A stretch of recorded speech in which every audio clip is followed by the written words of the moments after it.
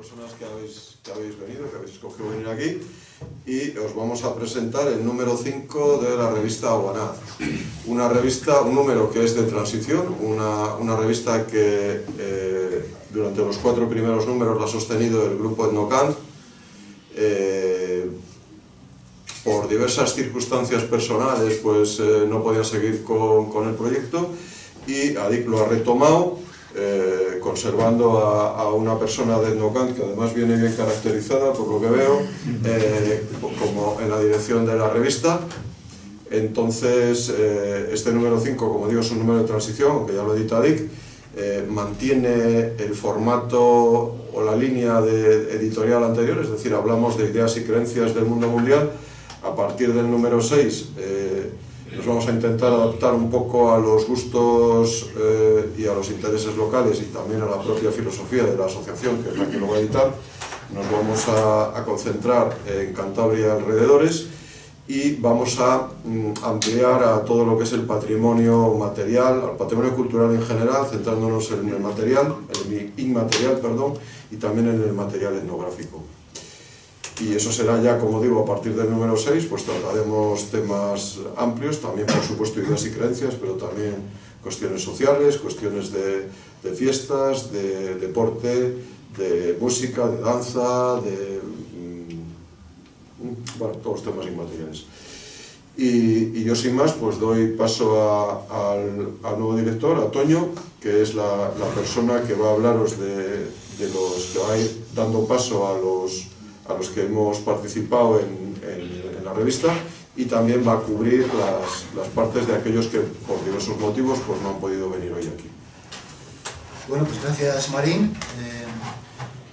La verdad es que hemos tenido suerte de que gracias a ADIC pues Aguanaz puede seguir existiendo, porque era un proyecto que teníamos mucho cariño y que amigos como son la gente de ADIC, pues que lo hayan retomado, aunque haya variado un poco el contenido. Estamos encantados que el nombre, que la cabecera siga siendo la misma. Y bueno, este como dice Marín, es un número de transición, y a pesar de ello está lleno de un contenido, a mi entender, más que interesante y más muy variado. Hay poco de todo. Vamos a comenzar simplemente por un recorrido por el índice, hablando un poco de qué va cada uno de los artículos, brevemente. Como ha dicho María, intentaré hablar de los artículos de aquellos que no están aquí presentes, de los autores que no están aquí presentes, y los que están aquí presentes pues hablarán de cada uno de su artículo, que son Óscar, Nacho, Marín, Iván y Marina, que están aquí. Y bueno, el primero de los artículos es de nuestro amigo Ches Villegas, y se llama Enanucos, seres elementales en Cantabria, Europa y el mundo. Y bueno, el propio título del artículo viene a decir un poco de qué trata, de qué va a hablar en el mismo. Es un repaso sobre el origen de estos personajes de la mitología prácticamente mundial, deteniéndose en la evolución, en cómo han surgido, dónde han surgido, y luego deteniéndose específicamente en Cantabria. En Cantabria, que tenemos un elenco importante de estos personajes que muchas veces han sido malinterpretados, como luego nos hablará Iván en otro artículo, que también trata de un tipo específico de enanos en Cantabria. Han sido malinterpretados, han sido infantilizados, como es habitual en estos personajes mitológicos, algo de lo que hablamos en la charla de mitología. Pero en este caso, nuestro amigo Ches hace un repaso muy intenso a cada uno de los personajes, aparte de una referencia a diversos aspectos culturales del mundo de las creencias en estos seres que todavía existen, sobre todo en el mundo anglosajón. De manera que es un artículo muy interesante desde todos los puntos de vista. El siguiente artículo es de compañero Marín. Yo, si me permitís, voy a intentar valerme un poco de pasar páginas para ir recordando. Bueno, este artículo se titula El Dolmen y la Virgen de Cuestalabra, una vinculación ancestral. Como también su propio nombre indica, pues nos va a hablar dos elementos que en principio se presentan por separado, el dolmen y luego la Virgen, y luego se ponen en relación como lo hicieron los autores desde el principio. Se refiere a algo que descubrió Ángel de los Ríos recién llegado a Campoo en 1856, hace una excursión para ver el antiguo santuario de la Virgen de Cuesta Labra a 1900 metros de altura, pegado a la cumbre de Cuesta Labra. Entonces Ángel de los Ríos, subiendo a este santuario, se encuentra con algo que a él le recuerda algo que había visto. Ángel de los Ríos era un intelectual, una persona de amplia cultura, y le sonaba esto, a estas mesas de piedra gigantes le sonaban a cosas que había visto en Bretaña y que por entonces se relacionaban con los celtas, ¿no? Entonces Ángel de los Ríos sube allí, lo publica al año siguiente, en el 57, publica también unos dibujos, unas medidas que hacen que subas allí, lo pone en pies, pero tú subes con 1 metro, subes allí y es absolutamente inconfundible. Es incontestable que aquel es el monumento megalítico que retrata Ángel de los Ríos. Y digo esto también porque todos los que con posterioridad han hablado del dolmen, o bien ellos mismos ya manifiestan que no lo conocen, que no han estado allí, que hablan por lo que ha publicado Ángel de los Ríos, o bien publican dibujos en dos casos. Un caso de Ángel, que está aquí presente, que lo sacaste de José Calderón, me parece que me dijiste, y bueno, no están hablando de otros elementos, ¿no? No volvió a ser visitado por nadie que haya escrito por él. Por supuesto hay mucha gente que ha pasado por ahí, pero se refieren a otro tipo, lo cual no es en absoluto extraño porque hay bastantes rocas acaballadas por allí.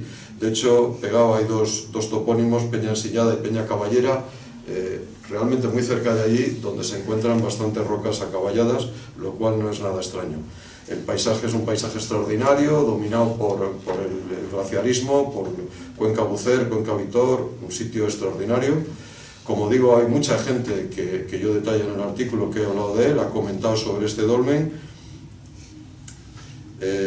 Luego es importante porque estamos hablando no de lo que se llama un túmulo dolménico, un túmulo en general, sino una mesa de piedra, una gran mesa de piedra de 44 metros cuadrados aproximadamente, sobre la que reposa otra piedra gigante sostenida por 4 rocas, todas ellas conglomerados, que la sostienen en el aire, ¿no? Un bloque enorme de 7 metros, me parece, de largo, tiene la de arriba, y está sobre una roca prácticamente plana, como digo, de 44 metros cuadrados. Es bastante llamativo. Y ahí nos enredamos en el tema de si es natural o artificial. Bien, es muy probable que sea una cuestión natural, lo que no quita para que hayan podido celebrarse allí, haya sido entendido como un monumento natural, como algo creado por manos divinas, y que civilizaciones anteriores, culturas anteriores a la cristiana, hayan celebrado allí algún tipo de rito, de lo que podría ser, por ejemplo, una prueba, el hecho de que sobre estos 44 metros cuadrados no hay ninguna otra roca, solamente aquellas que sirven para sostener a la de arriba, lo que te lleva a pensar que tal vez esa roca haya sido despejada de otras rocas. Bueno, junto a ella, un poco más arriba, se encuentra el primitivo santuario de la Virgen de Cuesta Labra, en el que en 1615 se aparece la Virgen. Un ejemplar clásico, ¿no? Una Virgen de contornos difusos, una Virgen con un perfil más cerca del folclore que del dogma, que se aparece allí y se aparece personalmente. Como siempre suele suceder, la Iglesia intenta, digamos, no sé si confundir o desviar el foco, y nos intenta decir que lo que allí realmente se encontró era una imagen que cristianos huyendo de los moros habían depositado allí a 1900 metros de altura, y que 300 o 400 o 1000 años después se había encontrado, ¿no? En realidad, pues esto es un cuento que no se puede asumir. Se trata de una imagen gótica, una imagen del siglo XIV, una imagen que si hubiese sido depositada allí, pues 500 años antes estaría hecha papilla. Es imposible. Por supuesto, la imagen de la Virgen, aparte de... hay una leyenda que habla de eso, de la Virgen que se personifica, otra leyenda oficial, vamos a decir, que habla de la imagen, y luego otras leyendas que hablan de hierofanías ahí, ¿no?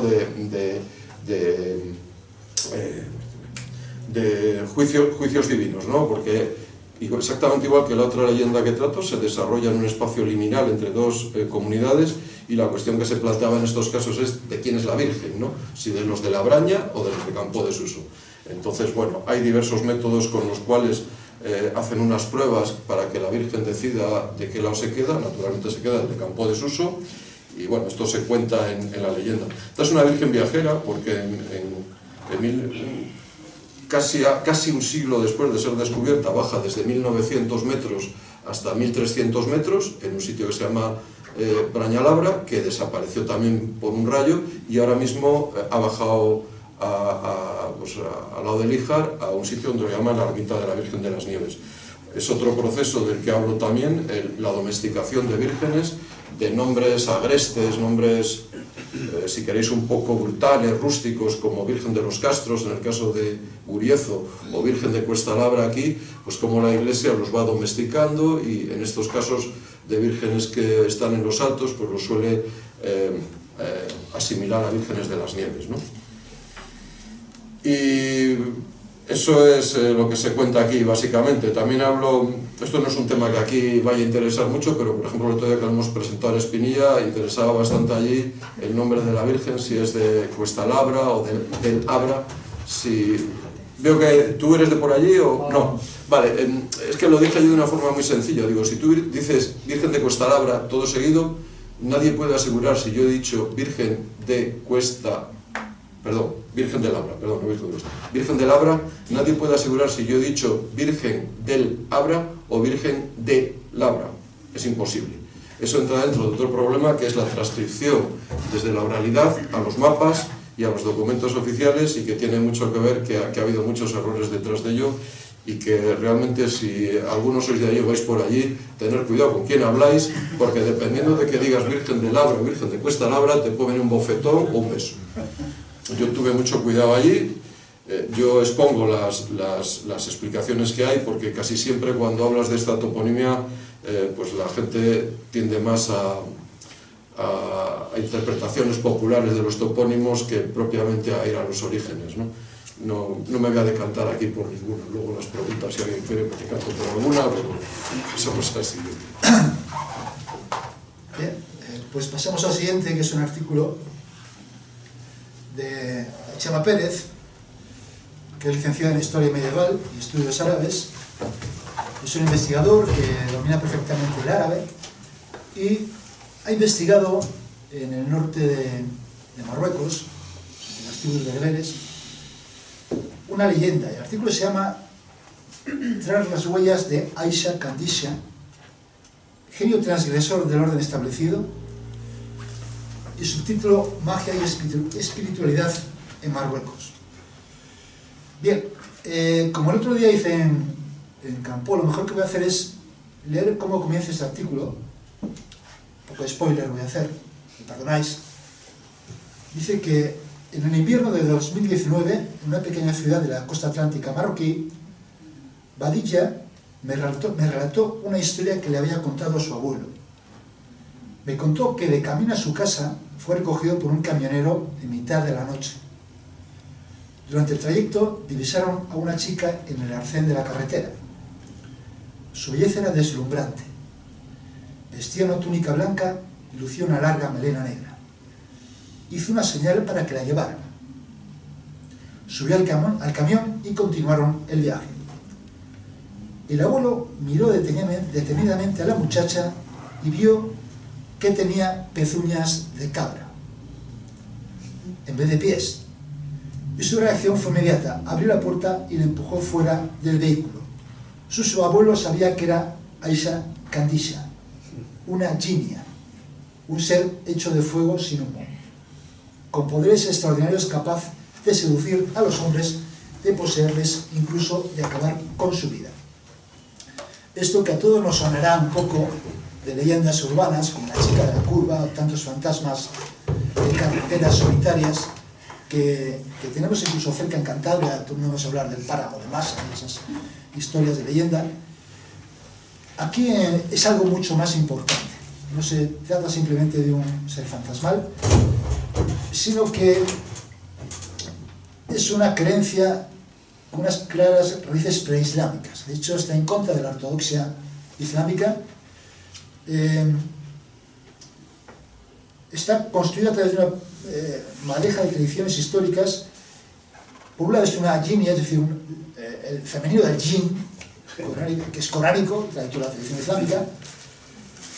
Por otro lado, es una entidad asociada a las fuentes de los ríos, algo que nos sonará aquí, ¿no? Aquí en muchas partes de Europa. Que además se han creado lugares y centros de peregrinación, donde se realizan adoraciones a este ser, donde se realizan curaciones milagrosas, de manera que es un recorrido maravilloso sobre esta historia, un recorrido acompañado de una enorme cantidad de fotografías hechas por el propio autor del artículo, que se ha metido entre toda la gente, entre toda esa gente, conglomerado de gente que va a esos lugares, se ha metido en los lugares de oración, de creencia, de curación, y es un artículo largo, complejo, pero a mi entender tremendamente interesante. Yo no sé ahora cuál es el siguiente que viene, lo digo ahora mismo. Óscar, a la palestra. Óscar Losa. Hay que subir. Hay que subir. Nos hablas de tu artículo. Pues nada, vamos a hablar de mi libro. A mí siempre me ha traído mucho el mundo griego, y aunque no soy un experto ni un investigador a un nivel pues, más de aficionado, me pareció interesante cuando me hablaste de poder participar aquí, hacer algo sobre que tuviese una doble cara. Como no soy un experto tan abstracto, con tanto conocimiento, con tanta base,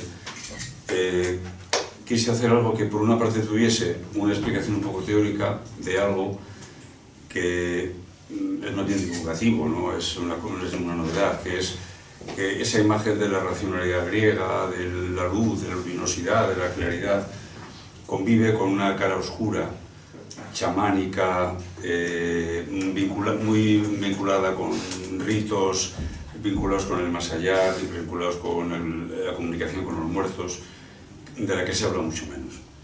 Entonces,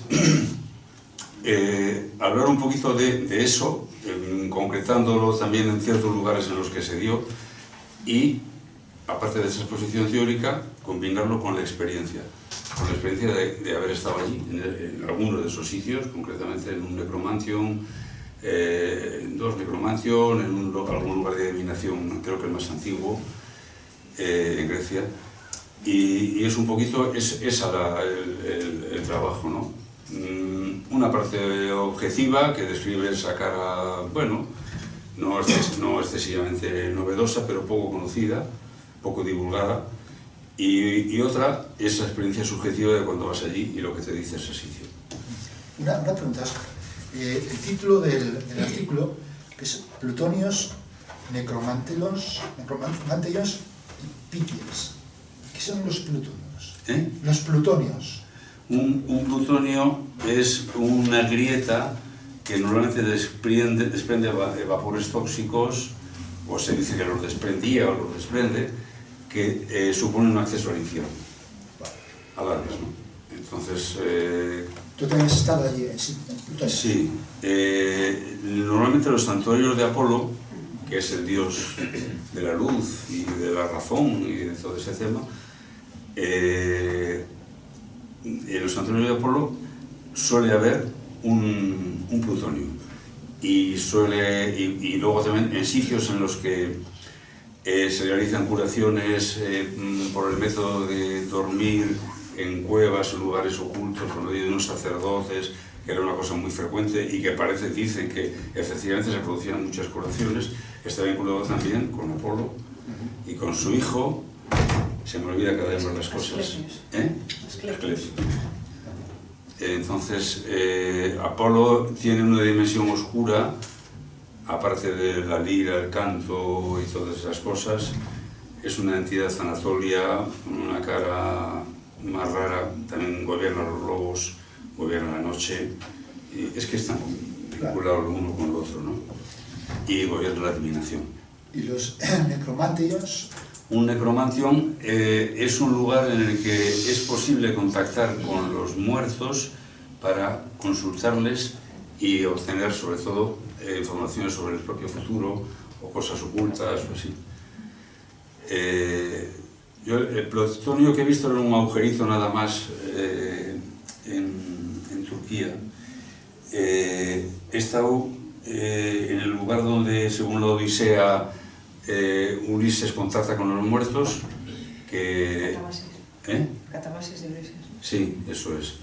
Es un lugar en el que es curioso porque, según la Odisea, son 5 ríos, pero allí desembocan 3 y tienen los mismos nombres. Y es una playa, hoy día. Es una playa en la parte norte de Grecia. Y no me extrañaría que debajo de esa arena estuviese algún tipo de necromantion muy primitivo, posiblemente, porque unos kilómetros más arriba sí que hay una estructura que se identificó como un necromantion, que tiene una galería oscura en la que no hay acceso en principio de escaleras, se debía bajar.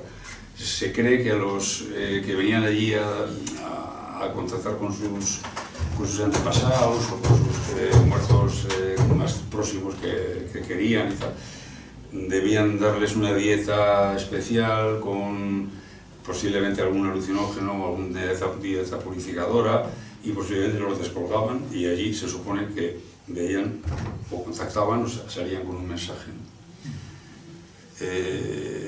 No está alejado tampoco eso del tema de Eleusis, que, bueno, también hay una referencia. Eleusis es una cueva que tiene también su plutonio. Y luego están lugares de adivinación, pues hay un lugar espectacular en Turquía, en la costa turca, un templo, está bastante bien conservado y tiene el tamaño, es casi del tamaño de... ¿cómo se llama? Es que de verdad, y además hablando aquí se me olvidan todavía los nombres. Una de las 7 maravillas del mundo es... ¿cómo se llama esta entidad en Azumán? La verdad es que tenía que haberlo mirado igual un poco más para hacerlo más fresco. Ese templo es espectacular y ahí había uno de los más famosos. Otro está... Es Éfeso, ¿no? ¿Eh? ¿Es Éfeso? Éfeso, efectivamente. Solo queda una columna. Pues este que está en Turquía, no muy lejos, tiene, ya os digo, es muy interesante. Y además tenía allí es un templo de Apolo. Y, ¿cómo os iba a decir yo? Hay un templo también en el Peloponeso dedicado a Gea, en principio luego se lo pasan a Júpiter, el más antiguo de todos aparentemente. Muy interesante, han vuelto a plantear un roble donde estaba el roble sagrado. Bueno, no sé. Ese artículo además está ilustrado con imagen, con fotos. Las fotos son bien, sí, claro. Hay unas placas de adivinación de este templo de Gea, que la grababan en bronce. Aquí está la playa que decías tú, ¿no? Esta es la playa. Esa es la playa, sí, la playa está ahí al fondo y estas son las marismas, ¿no? Claro, son unas ciénagas, es lo que describe, las ciénagas de los ríos. O sea, esta parte está escrito en la... Sí, sí, sí. Y por ahí están las imágenes del necromanción que hay ahora. Este es el templo famoso, por así decirlo, el nombre. Dodona o Dodoni. Pues, bueno, como digo, un artículo muy interesante y muchas gracias por esta aportación. A vosotros por permitirme hacer la construcción. Y dejamos a Óscar y viene nuestro amigo Nacho Cabria. Te ha tocado. Un artículo que se llama Hay otros yetis, las leyendas asiáticas de hombres salvajes.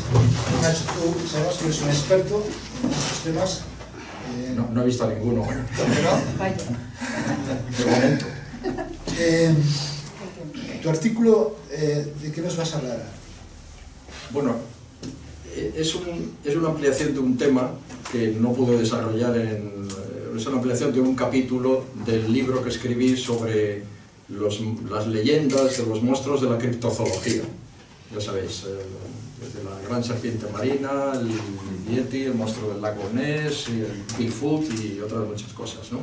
En ese libro, que se publicó hace 3 años, en la editorial Luciérnaga, pues yo analizaba cómo se crearon esas leyendas, el origen de esas historias, ¿no? Y bueno, pues ese capítulo claro, dediqué un capítulo al Yeti, que es el gran monstruo homínido, ¿no? El origen. Luego viene el Bigfoot, ¿no? En Estados Unidos, ¿no?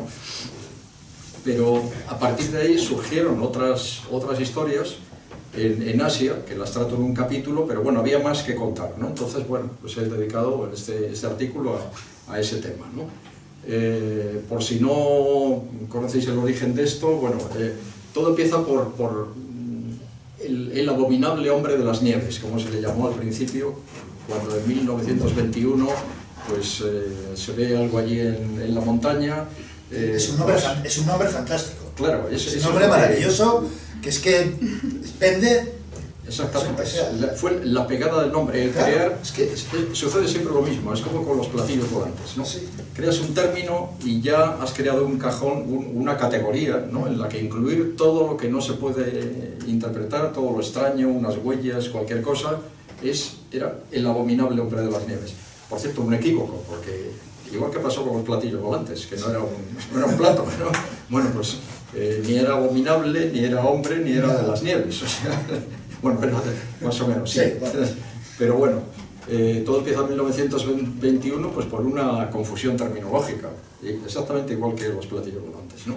En un error de la transcripción, de la traducción del término, lo que tenía que haber sido hombre, oso de las nieves y tal, de acuerdo con las leyendas locales, pues se traduce como abominable, claro, que tenía una pegada enorme, y ahí empieza a difundirse con la prensa. Es que además estas leyendas surgen siempre con la gran explosión de los medios de comunicación, con la prensa internacional, inglesa, ¿no? En todos estos casos, ¿no?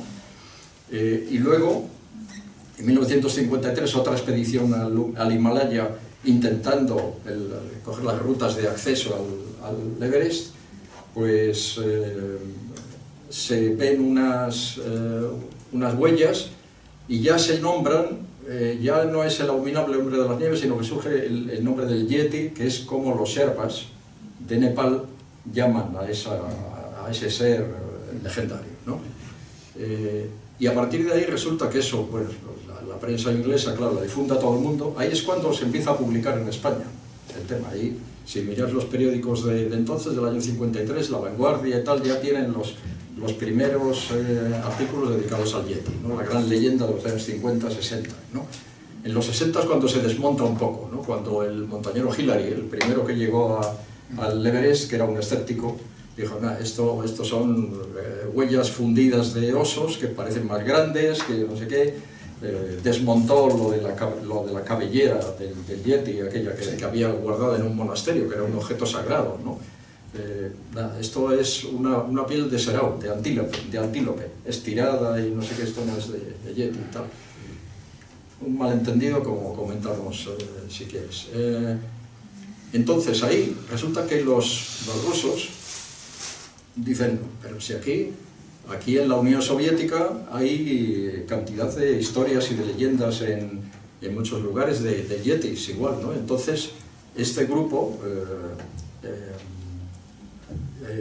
organizado por Sneff, que no era uno cualquiera, el gran experto sobre la Revolución Francesa en aquel tiempo. Sneff tiene un libro publicado, hay un libro publicado en español sobre la historia de la Revolución Francesa, ¿no? Bueno, pues él se convierte en todavía no se llamaba criptozoología a todo esto, eso vendría en los 80, ¿no? Entonces organiza un grupo de gente, como piensan que el Yeti es un descendiente de algún homínido, piensan en el Gigantopithecus, por ejemplo, ¿no? El gran homínido que se supone, del cual solamente se han encontrado unos dientes y no sé qué, pero que era un homínido gigante. Suponen que es o bien un descendiente del Gigantopithecus, un neandertal o algo así, pero que es un homínido, ¿no? Entonces crean, ellos no han reconocido, pero crean una disciplina que llaman la hominología.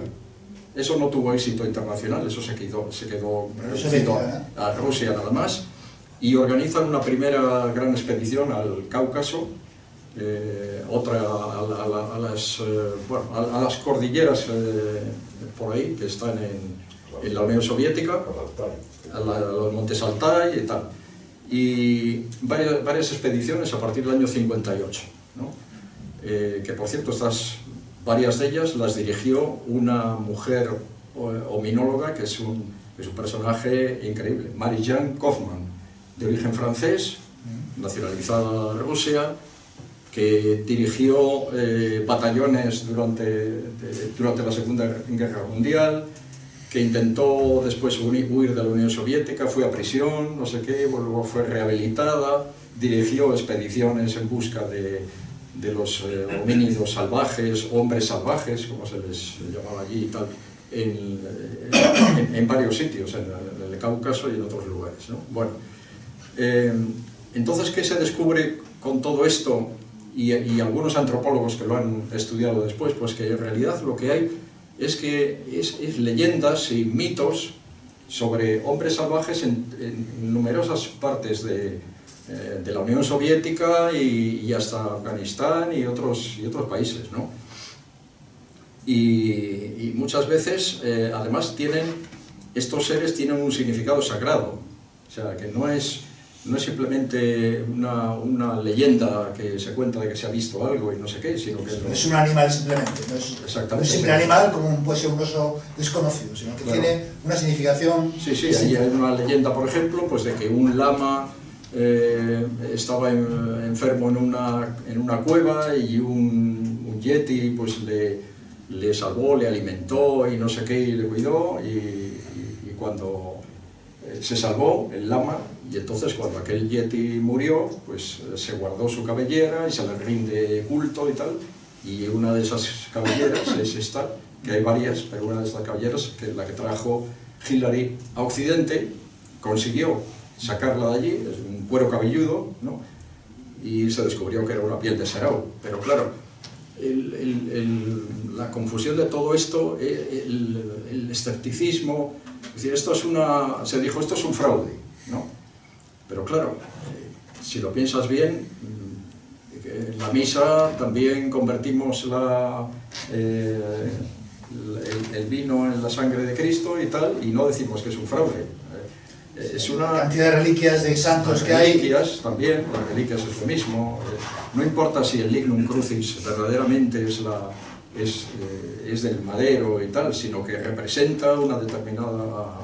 Es un objeto sagrado porque representa eso, ¿no? Eso es. Y entonces, bueno, pues esta es la cuestión. ¿Qué es lo que ha sucedido en este caso? Pues que, como digo ahí, me parece al final, se juntó ahí varias cosas. Una, el deporte, o sea, la conquista deportiva del Himalaya, el colonialismo occidental, las rutas de acceso que se abrieron al Himalaya a través de la India, Darjeeling y tal. Bueno, esos puntos, ¿no?, de la colonización occidental es donde surge esa nueva leyenda o mitología un poco de los hombres salvajes, de los yetis en Asia, ¿no? O sea, yo lo que digo ahí es que en realidad toda esta idea del yeti o de los yetis es una apropiación occidental de la mitología, de los mitos de Asia, intentando convertir lo que es legendario o espiritual en una cosa zoológica, cuando en aquellos pueblos nunca se ha considerado así, ¿no? Es como si vamos aquí a buscar en los montes ojáncanos, a cazarlos, ¿no? Sí, algo así. Eso es. Pues además eso, que en muchos casos tienen un carácter sagrado y tal, ¿no? O sea, se lo ha convertido en monstruos de la criptozoología, intentando analizarlos zoológicamente, mirando el ADN y no sé qué de determinadas pruebas, cuando en realidad estamos trasplantando unas ideas tal a la ciencia biológica, ¿no? O sea, no funciona. No puede funcionar. Muy bien. Bueno, pues muchas gracias, Nacho. Pues nada, encantado. Vale. Seguimos con... El siguiente artículo es de unos amigos, Miguel Ángel Linares y Sheila Gutiérrez. Su artículo se llama El poder de la mirada.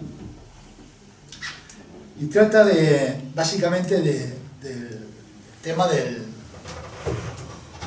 mal de ojo, del alojamiento, de cómo esa creencia en que la mirada de una persona, muchas veces, aquí en Cantabria por lo menos, pues generalmente son brujas, es capaz de hacer el mal a personas, sobre todo niños, mujeres, adolescentes, jóvenes, el ganado, que es muy importante aquí también, y los diversos métodos y amuletos que hay para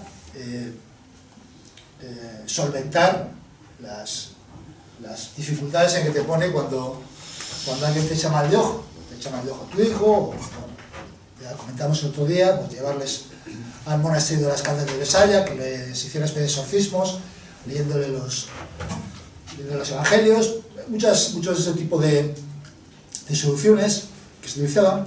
Pero además luego hay una entrevista a una mujer muy mayor que manifiesta que es una de esas personas que se encargan de sanar a las personas afectadas del mal de ojo, sanarlas espiritualmente, físicamente, de todas las maneras.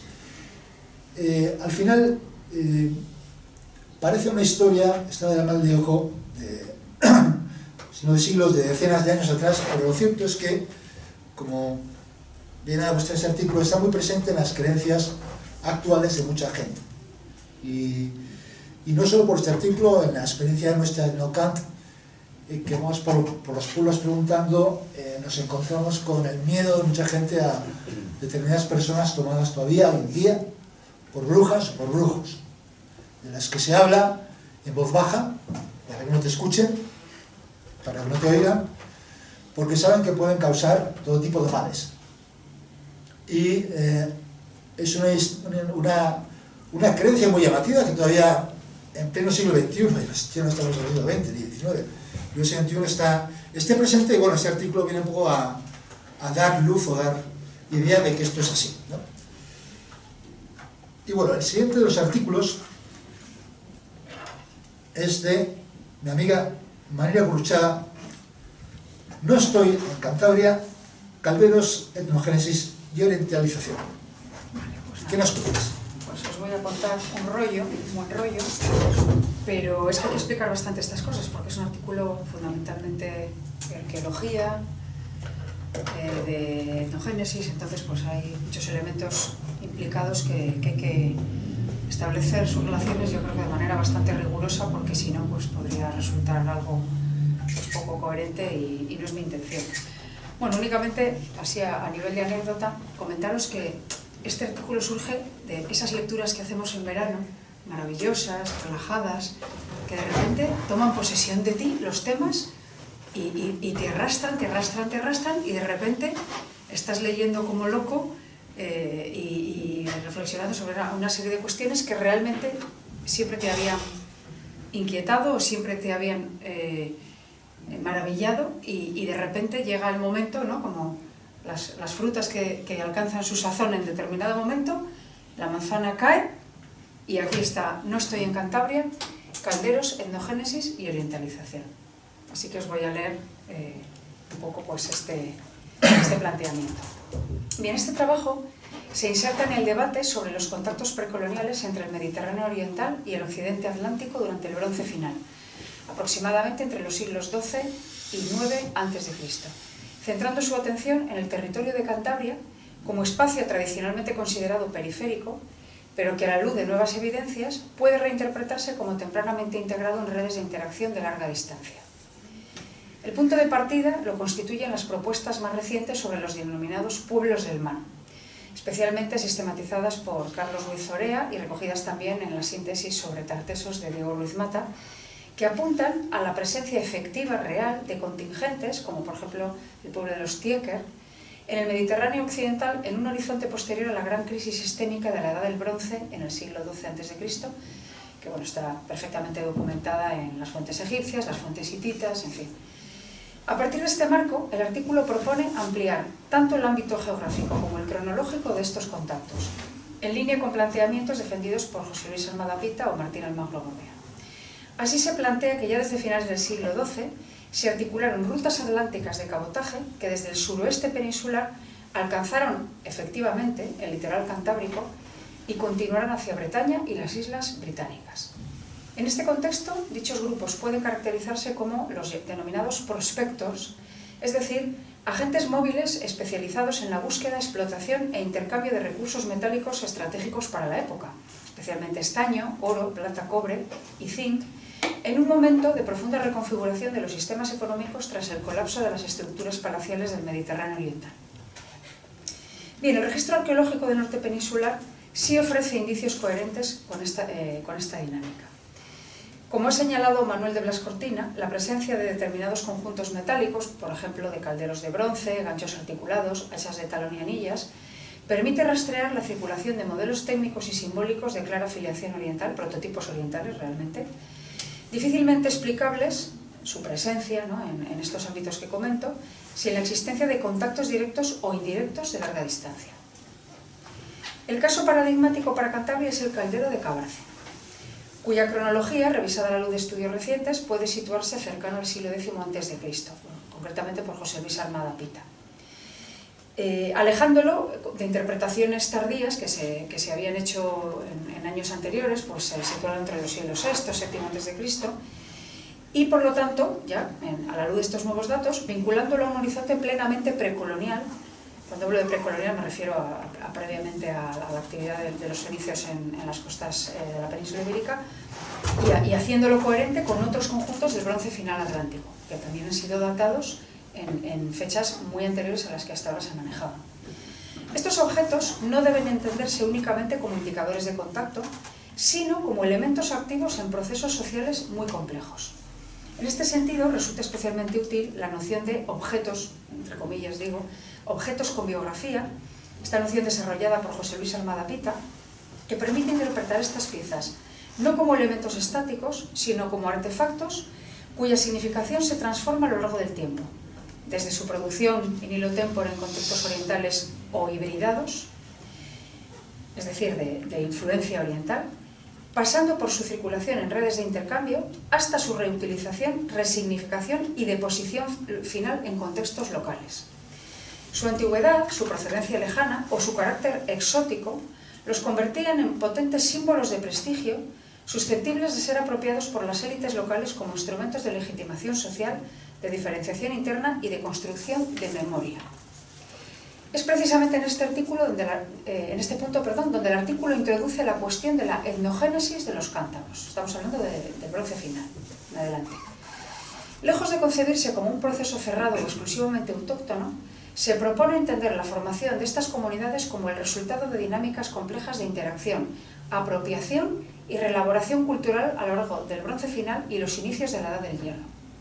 En este marco, la incorporación de elementos materiales y simbólicos procedentes de contactos atlántico-mediterráneos, como por ejemplo, los ya estudiados, bien estudiados, rituales de comensalidad asociados a los calderos o el denominado set homérico, de consumo de carne y vino, habría contribuido a la configuración de nuevas formas de diferenciación social y de discursos identitarios.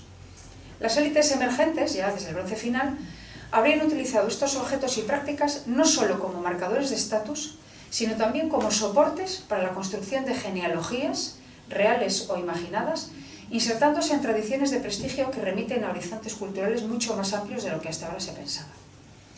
En paralelo, el trabajo también aborda las tradiciones míticas y literarias sobre estos nostoi, los regresados, los héroes que vuelven de la guerra de Troya, esto es lo que significa el término griego nostoi, que son transmitidas históricamente por Asclepíades de Mirlea y Estrabón, y se enraizan en la épica de Homero, así como en su reelaboración posterior por autores como Heródoto o Eurípides.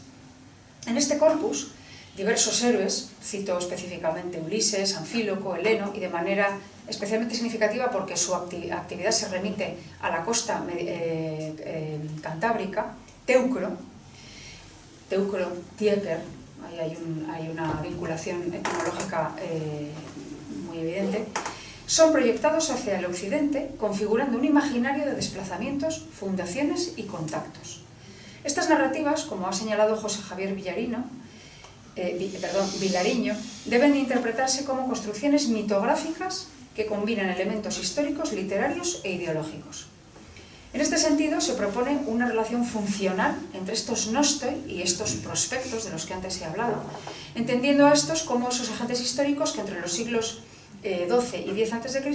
llevaron a cabo expediciones de carácter económico y de prospección metalífera. Dichas incursiones, como digo, habrían sido reelaboradas en la tradición literaria posterior como relatos heroicos de retorno, fundación y dominación.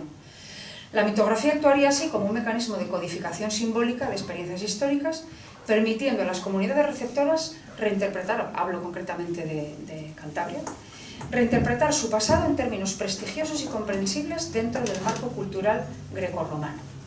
No obstante, esta interpretación no es unánimemente aceptada. Para el caso de Cantabria, autores como Joaquín González Echegaray y Eduardo Peralta han defendido posiciones escépticas respecto a la presencia efectiva, ¿no? Focalizada en el mito de Psiquela, del que luego hablaré, de estos grupos en el norte peninsular en época prefenicia, interpretando las referencias clásicas como construcciones literarias o etimológicas. No obstante, el artículo propone que la convergencia de indicios arqueológicos, toponímicos y geográficos permitiría al menos reabrir el debate. En este sentido, yo comento el carácter del hidrónimo Pas, que junto con otros como Espasa o España, para el ámbito asturiano, podría estar relacionado con posibles raíces semíticas vinculadas a la noción de norte o tierra remota. De hecho, en su nacimiento el Pas es el Gurueva. Por lo tanto, hay una clara desvinculación de la hidronimia entre esos accesos a través de las sablas de los ríos y el origen, digamos, de las fuentes ya en el interior de la región, que evidentemente nos remite a lenguas de otro origen, ¿no? Bien, como digo, aunque estas etimologías deben manejarse con cautela, sí resultan, como digo, coherentes con el papel de los ríos como vías de penetración hacia el interior y con la lógica de denominación por parte de navegantes externos. En este sentido, tanto el Pas como otras obras fluviales habrían funcionado como un eje de articulación territorial, facilitando a estos prospectos el acceso a zonas ricas en recursos mineros, de los cuales se realiza también en el artículo una valoración para Cantabria en función de la tecnología disponible para el bronce final y reforzando, por lo tanto, la plausibilidad de contactos tempranos. Volviendo, como antes os comenté, al topónimo Psiquela, que se refiere, como sabéis, a la mítica ciudad citada por Estrabón en Geográfica 3, este topónimo permite una lectura particularmente sugerente. Su posible descomposición en Opsi, como marcador de occidentalidad, y Kela o Kela, relacionado con la ribada o con enclaves elevados, en relación también con una raíz indoeuropea céltica, es Ocelum, remite a la idea de un establecimiento costero estratégico probablemente vinculado a rutas de navegación activas en el bronce final. Más allá de su historicidad literal, su transmisión en las fuentes clásicas, tradicionalmente interpretada en el contexto de las guerras del siglo V a.C. como una fundación lacedemonia, puede entenderse o podría entenderse como reflejo de memorias de contacto más antiguas. O sea, no nos remitiríamos a la época clásica, sino mucho más atrás, o incluso, si despreciáramos también este aspecto, como una construcción ideológica muy fértil destinada a integrar el territorio cántabro en un marco cultural más amplio ya en tiempos romanos. En conjunto, el artículo propone que la convergencia entre evidencias arqueológicas, análisis toponímico, tradiciones literarias y modelos teóricos recientes permite reconsiderar el papel de Cantabria en el bronce final y desde entonces. Lejos de constituir, por lo tanto, una periferia aislada, el territorio aparece como un espacio dinámico, integrado en redes de interacción atlántico-mediterráneas, de las cuales está absolutamente probada la llegada a las islas del Estaño y a las islas británicas de posteriormente navegantes fenicios que pudieron retomar esas rutas costeras previamente esbozadas por estos pueblos del mar, en el que se desarrollaron, por lo tanto, procesos de intercambio, hibridación cultural y construcción identitaria que contribuyeron a la etnogénesis de las comunidades cántabras. Entonces este es un poco el planteamiento, claro, con muchísima más apoyatura arqueológica, bibliográfica, etcétera, pero bueno, este es un poco la propuesta que realizó en el artículo. Así que... Una preguntilla, que a ver si me he pegado. Yo tengo la idea de que en el mundo griego, vamos a decir, ¿no?, todos los lugares están muy vinculados a la mitología. La montaña tiene que ver con aquel suceso, todo estaba una malla de conexiones y luego las genealogías también, ¿no? los reyes, los príncipes, los nobles eran hijos de unos de otros dioses. Sí. Lo que estás diciendo es que una copia de eso podría haberse establecido en Cantabria o en Asturias, posiblemente también, ¿no? ¿Es eso lo que ¿Te refieres a esta construcción identitaria? Sí. Que utiliza estos mitos Eso. llegados vía, ¿no? Vía autores clásicos. Eso es, y que a los lugares les da un significado pátina, mitológico, sí, y una... que no es indoeuropeo en el sentido celta o venido del norte de Europa, sino de... Sí. Bueno, a ver, aquí es que convergen varias líneas, ¿no? Porque por un lado sí pudo haber, como digo, ¿no? Esos contactos precoloniales, esas arribadas de estos prospectos que estaban demostradas para Galicia, ojo, para Asturias, para León, y luego llegan a la Bretaña francesa y ya pasan a las Islas Británicas. ¿Y qué pasa? Que aquí había un impedimento físico para acceder por las abras costeras, de las cuales Cantabria está bastante nutrida hacia fuentes metalíferas, o sea, que hacían como una especie de... ¿Llegaban a Cantabria? No, a Cantabria no. Vamos a separarnos de la costa. Llegamos al Canal de la Mancha, Bretaña, Canal de la Mancha y tal. No, Cantabria no.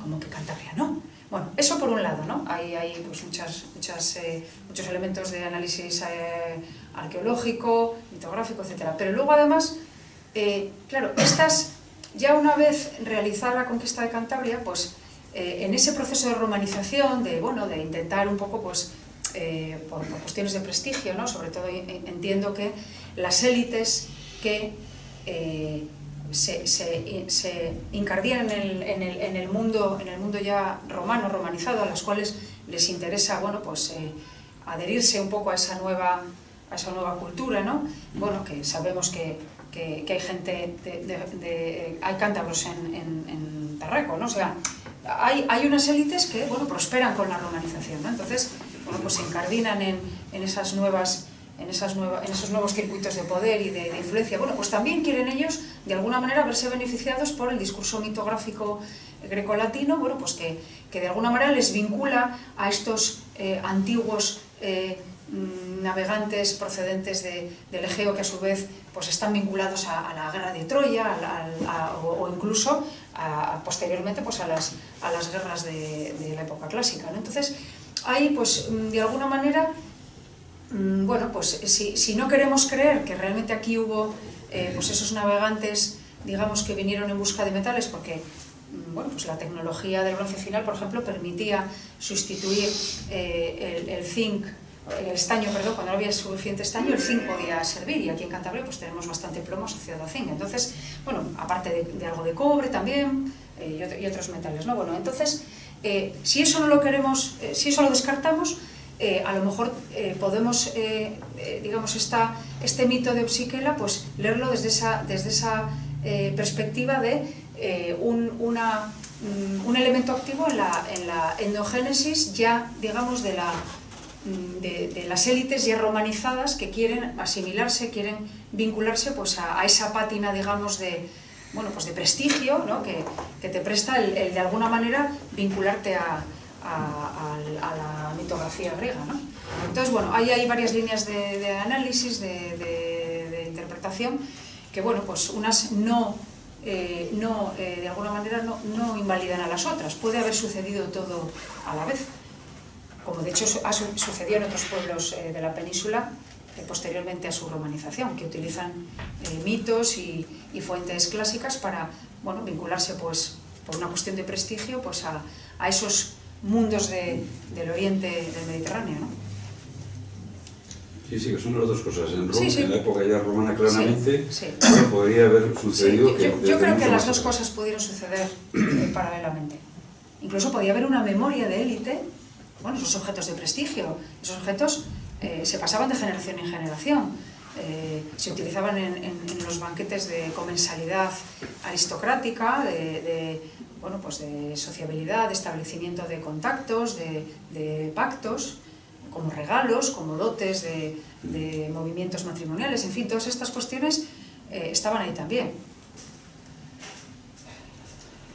Bueno, El siguiente de los artículos es de nuestro amigo Iván Díaz. El mundo Trenti, diversidad de duendes que simboliza la sexualidad en la sociedad cántabra tradicional. Cuéntanos. Vale. Vais a ver una infografía que resume un poco lo que es el tema de mi artículo. A lo mejor si apagamos esto se verá mejor. A que lo coloques. Bueno, Ese no es. en cualquier caso, el artículo este nace de una necesidad, y es recuperar la mitología de Cantabria del proceso de infantilización y simplificación que sufre en los años 80 y 90. Y concretamente me centro en recoger todos los testimonios que tenemos en la tradición oral y escrita acerca de umbrucos, pequeños duendes que están relacionados con el simbolismo, la simbolización del deseo y de la sexualidad, ¿vale? En este trabajo, como siempre, tenemos que recurrir en primer lugar a Manuel Llano, que es inevitable siempre, pero también recogemos testimonios recogidos por García Preciado, por Sordos Lotres, o incluso por el director del antiguo periódico El Cantábrico, José Estrañín, ¿vale? El lector que se acerca al texto lo que se va a encontrar es un análisis detallado de lo que nos dicen las fuentes, porque uno de los problemas que tenemos en nuestra mitología es que básicamente la gente habla de refritos de las fuentes originales, y al final es como el teléfono escacharrado. Una cosa es lo que nos dicen las fuentes originales y otra cosa muy diferente lo que acaba llegando a la gente de forma popular, ¿vale? Bueno, no recuerdo exactamente no tengo en la memoria lo que ponen, pero más o menos os guiará, ¿vale?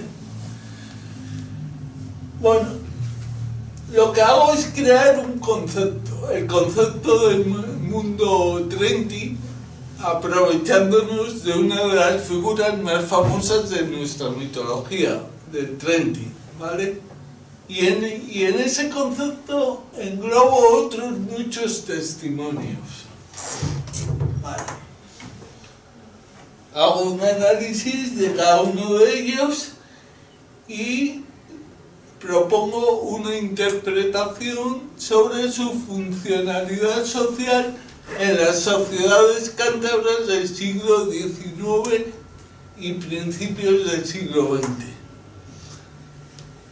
Normalmente se nos ha presentado esta figura mitológica como un duende bromista, juguetón, incluso infantil, ¿no? Cuando en realidad lo que nos dicen las fuentes es que es un duende plenamente sexual, que su función es la excitación sexual tanto de mujeres como de hombres, ¿vale? Y en estas sociedades profundamente agrarias y católicas del siglo XIX y XX, estos duendes también simbolizan la transgresión de esa norma católica, ¿vale? Si los analizamos en profundidad, lo que observamos es que más allá de la norma católica Las fuentes nos hablan de cómo las mujeres, los mozos y las mozas buscaban los sitios apartados para que el tentirujo o el duende de turno les acariciase entre las piernas. Y eso parece que no es demasiado bromista, sino que tiene un contenido mucho más sexual.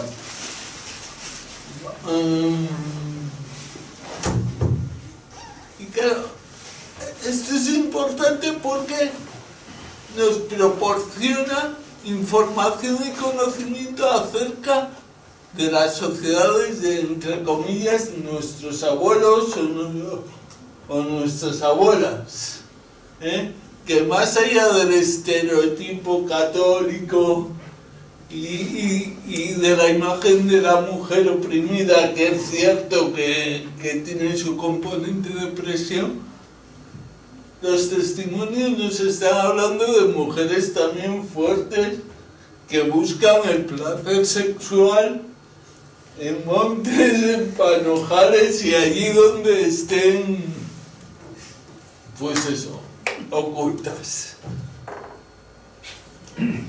Una vez que hacemos ese análisis, ¿vale?, buscamos cuál puede ser su origen histórico y proponemos una tesis o una hipótesis, vamos, interpretativa.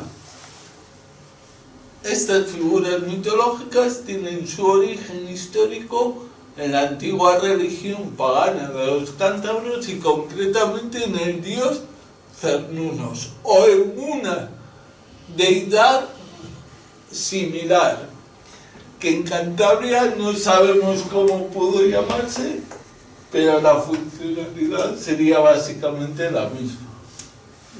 ¿Vale? Claro, si analizamos las características concretas de Cernunnos, no encajan completamente con la figura del Trenti y de estos duendes, ¿vale? Pero si recurrimos a la mitología comparada con las tradiciones orales de Asturias o Euskal Herria, encontramos dos figuras que nos van a ayudar a comprender nuestra propia mitología. Una figura es el Busgosu y otra figura es el Basajaun vasco, que básicamente vienen a ser seres protectores de los bosques que se encargan del, digamos, entre comillas, bienestar animal. Bueno, si conjugamos dos figuras mitológicas cántabras, el Musgosu y el Trenti, y juntamos sus características, son exactamente igual que el Busgosu asturiano o que el Basajaun, ¿vale? Y esa es la tesis con la que acaba el artículo, más o menos, ¿vale? O sea, que serían separados, digamos, las dos funcionalidades claro, del mismo... Claro, todo esto tiene su origen en la religión pagana, que cuando deja de estar activa y se convierte en mitología, esos seres pierden su funcionalidad, su sentido y se van disgregando. Y digamos que el Musgosu y el Trenti no son el mismo mito porque se separan y tienen funciones diferentes, pero tienen un origen en una misma deidad. ¿Vale? Perfecto. Y pensar, un último detalle, pensar que nosotros en la actualidad conocemos perfectamente los mecanismos de la sexualidad, el papel del deseo, pero en los siglos XV, XVI, XVII, XVIII, con poblaciones pues analfabetas, claro que entendían la sexualidad, pero no como la entendemos nosotros, no la podían explicar desde un punto de vista científico. Y entonces cuando un mozo o una moza se excitaba, eso tendría que tener una explicación, esa alteración en su cuerpo, y probablemente, como se explicaba, era porque le había tocado el trenti, el tentirujo o el duende de turno. Y básicamente esto es lo que os encontraréis en el... Pues muchas gracias, Iván. texto. A ti. Y Marín, te toca, otra vez. Bueno, antes de comentar, cuando estaba hablando Marina, eso de sociedades que entran en crisis por asuntos tecnológicos y que luego van a buscar minerales raros o metales por ahí y tal, a mí me parece que es un tema de actualidad, ¿no? Yo no sé si será tan antiguo o será más de actualidad, pero bueno, a mí que me ha sonado mucho eso, no sé a vosotros, pero a mí me ha sonado mucho.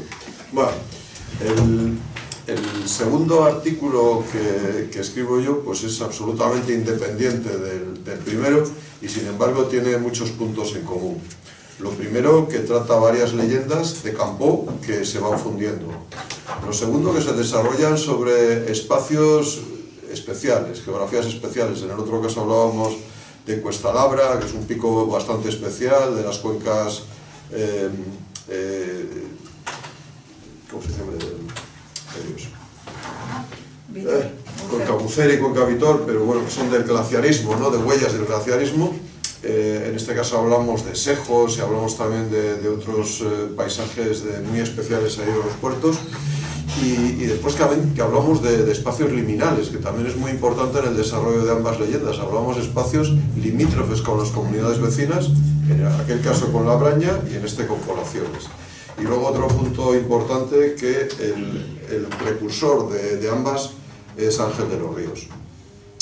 En esta también, como en la otra, es Ángel de los Ríos el que emprende una excursión desde Proaño y se va hasta Sejos. ¿Y qué busca Ángel de los Ríos en Sejos? Pues Ángel de los Ríos lo que conocía era una leyenda heráldica, algo que en Cantabria se ha trabajado muy poco, que son estas leyendas que explican orígenes heroicos de familias y que de paso suelen explicar también sus lemas heráldicos, ¿no? Los objetos que ponen en sus escudos, en su heráldica, ¿no?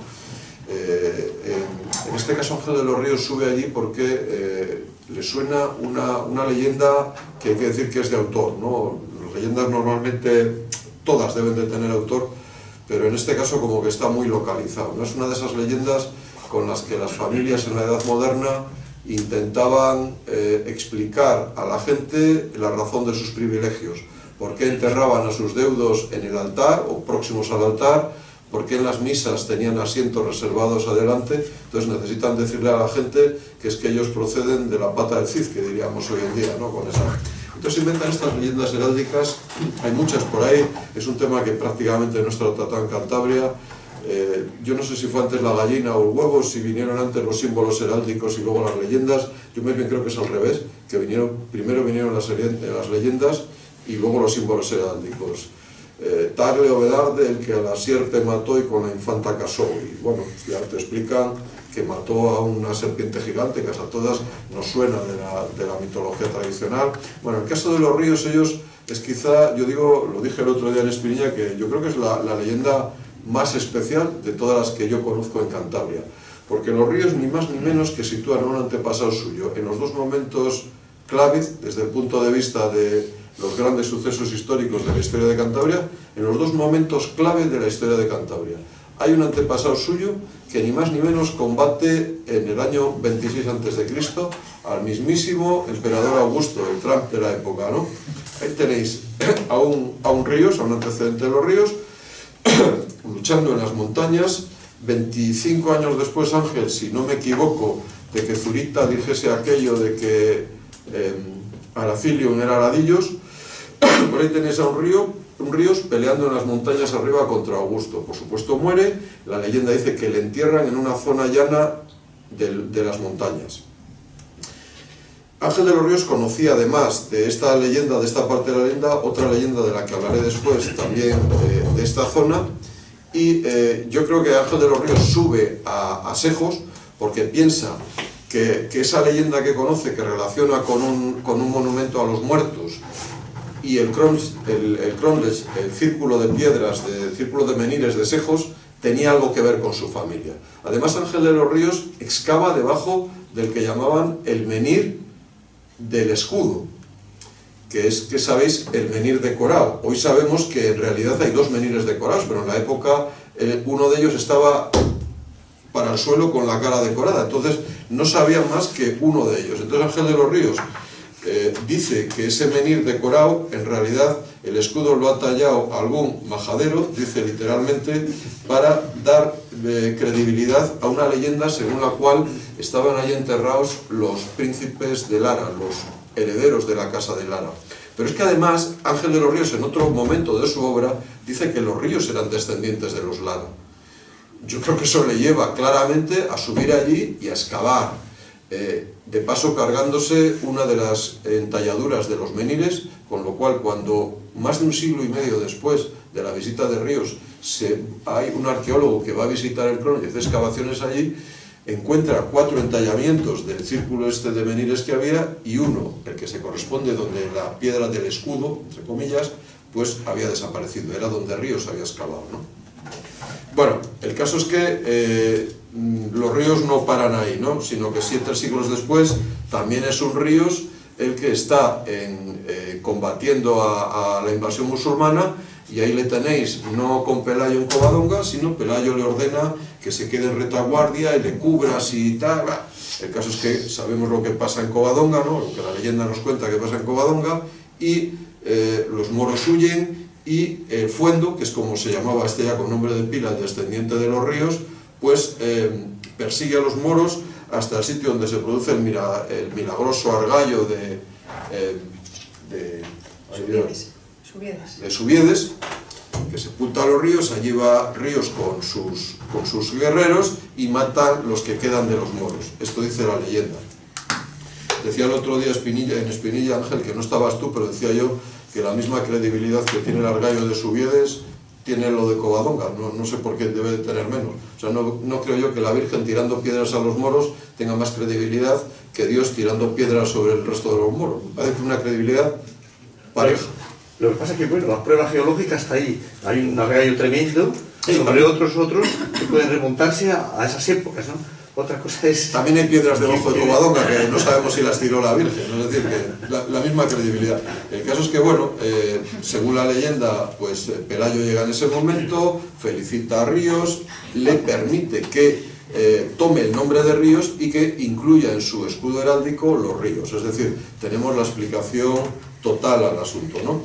El paisaje en el que se desarrolla esta leyenda, que es un tema importantísimo, porque yo trato sobre todo temas de leyendas, y las leyendas están absolutamente pegadas a los paisajes, ¿no? Entonces, es un paisaje muy especial. Estamos hablando de Sejos, estamos hablando del Cromlech, estamos hablando de un sitio donde aparece otra leyenda que la recoge Jesús García Preciado, que es la leyenda del cementerio de los príncipes. Acordaros de lo que había dicho antes. Los antiguos pensaban que allí estaban enterrados los príncipes de Lara.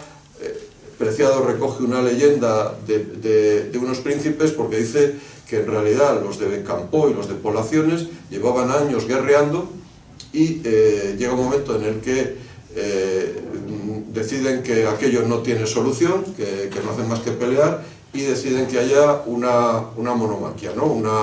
Una ordalía en la cual 2 héroes, 2 príncipes, entendidos como principales de cada bando, deben de luchar, y el que gane se entiende que es una decisión divina, que es el que tiene la razón. Esto ya lo de la monomaquia lo detectó mi compañera Marina hace ya tiempo, lo publicó. Bueno, pues hay allí una lucha entre los 2 principales, y según la leyenda ambos mueren, pero uno parece que uno resulta vencedor, ambos mueren y los entierran ahí, dice la leyenda, ¿no? Como veis, está todo absolutamente mezclado. En realidad, el paisaje este que hay ahí es un paisaje de gran valor, es un paisaje que a mí lo relaciono en el artículo, lo relaciono con otro lugar, que es la Braña del Moral, que está también en un sitio limítrofe entre Iguña y Cabuérniga, donde hay también un componente religioso, hay también un componente de celebración, de encuentro de dos valles, donde se celebran también no solamente ceremonias religiosas, sino también negocios, ganado y tal. Es decir, es un sitio de encuentro entre dos valles, probablemente también lo fue Sejos, un sitio de asambleas, de acuerdos, y esto está soportado, pues además de por la leyenda esta que recoge Chuchi García Preciado, y que por la leyenda de los ríos, que también habla de eso, de un sitio de enterramiento donde ellos iban cada 8 de septiembre a celebrar que su antepasado estaba enterrado allí, y también lo relaciono con un pico, con lo que ya acabo, con el pico que preside este lugar, que es la capilla, la capilla no, lo estoy mezclando con otra leyenda, es la concía.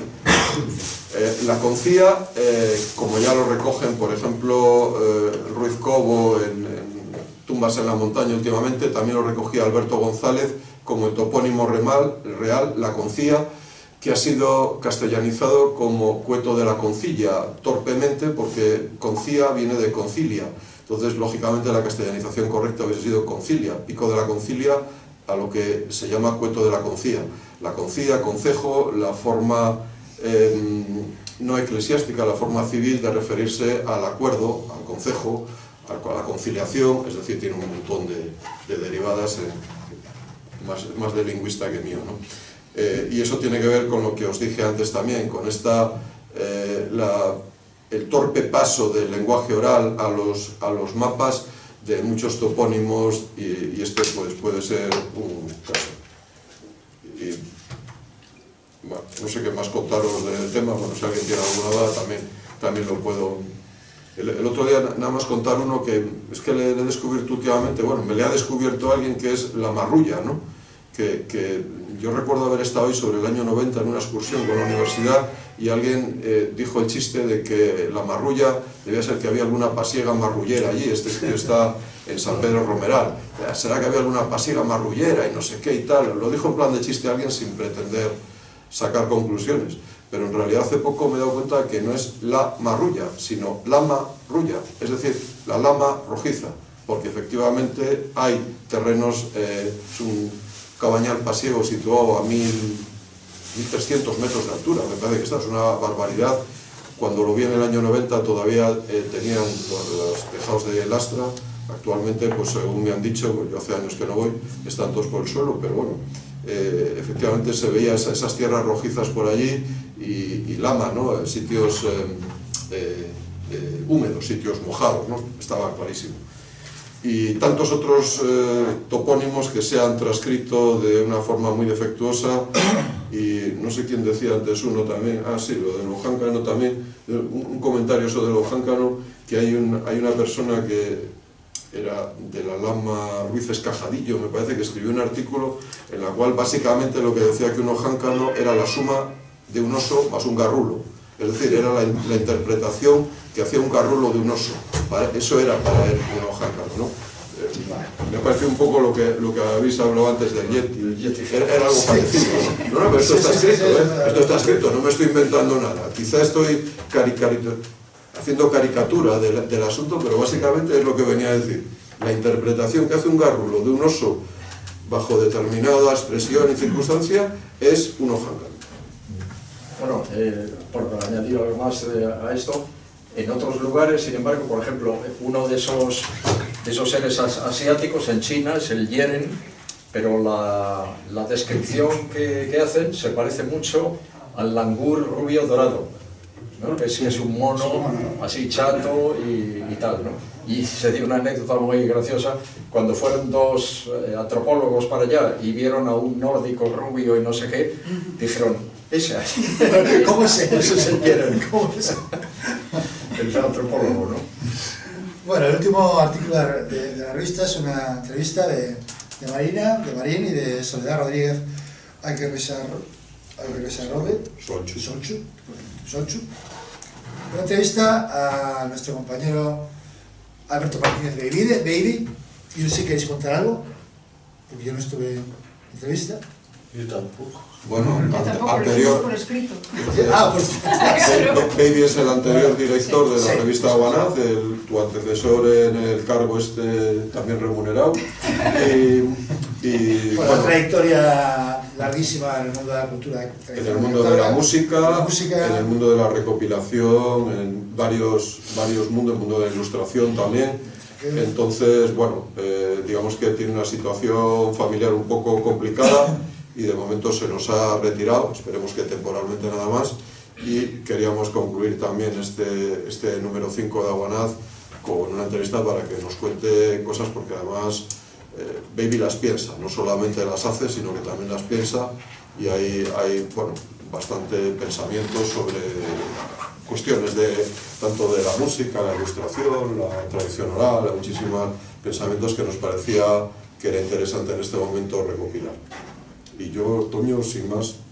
Pues sin más, si alguien A tiene alguna mí pregunta... se me olvida una cosa, Sí. que es agradecer a toda la gente que ha participado en la revista, aparte de los que hemos hablado, Sochu, que no está por aquí, a Ches, que tampoco ha venido y aporta la portada, y la contraportada de Andy, que también Pues, una cosa sin importancia. hay que agradecerlo. Hay que agradecerlo. Y ya lo que, si queréis alguna pregunta, alguna duda sobre algún Comentario, artículo, lo que sea. los que estamos aquí podemos contestar, los que no están aquí no es posible. Pues nada. ¿Cuándo Sí, es, sí. perdona, Marín, ¿cuándo es la presentación del libro tuyo de San Juan? Todavía no tenemos fecha. Vale. Acaba de salir del horno, nada más. Pensé que ya había fecha. ¿No tenéis ninguna pregunta ni nada? Nada. Las reacciones han sido bastante convincentes, o sea que poco hay que preguntar. Ya, pues bueno, es que puede haber alguna... Mira, alguna la hemos introducido de mano, porque por ejemplo, esa que he dicho yo de Marina, se me ha ocurrido así, es que lo estaba allí, lo estaba pensando y diciendo, joder, ¿cómo me suena esto de buscar tierras raras por sitios por ahí? Esa historia de La la torre no busca. Sí, las guerras por los recursos, Sí, sí. eso es desde el mundo era mundo, ¿no? O sea, es así. Y seguirá siéndolo. Pues si no, hasta el número 6. Si no tenéis ninguna duda. Bueno, pues muchas gracias a Muchas todos. gracias a todos.